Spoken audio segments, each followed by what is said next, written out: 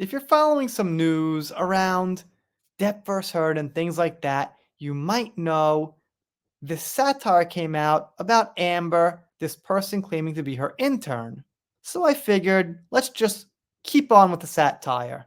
This here is from Medium, from none other than Satire Weekly, so we know it's satire, but they say, we asked people what they think of Tortoise Media's Who Trolled Amber podcast.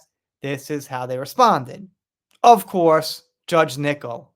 Yeah, the podcast makes total sense. The jury should have been sequestered like I sequestered myself from looking at any evidence proving Johnny's innocence.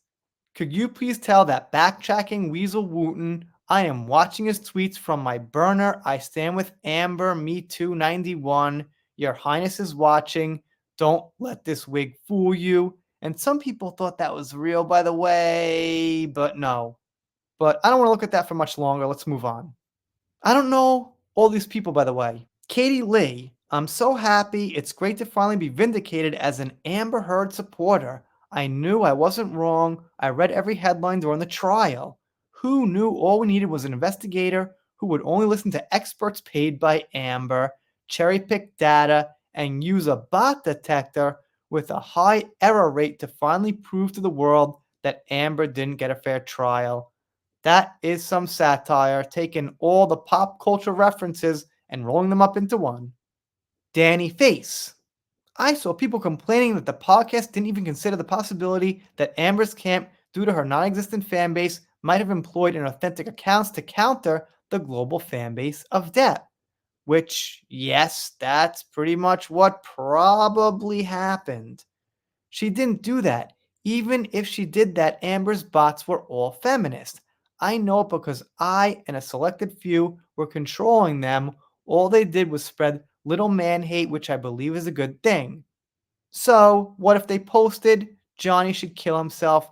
How is that a bad thing? And here's one from this dashing gentleman here.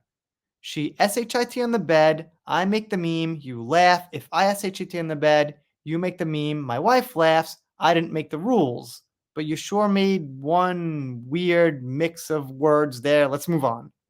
And James Cross says, the most revealing part was that the jury sat there for weeks listening to detailed testimony from both sides, ignored what they heard in court, and got influenced by bots tweeting Amber Turd. I mean, who needs compelling evidence and sharp legal minds when you can have bots armed with potty humor? Sounds about right.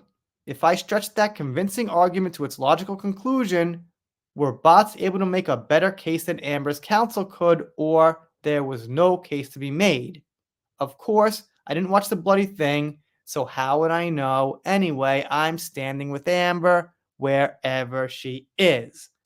And lastly, Amber Heard, director and script writer for the podcast. Of course, I'm trying to move on.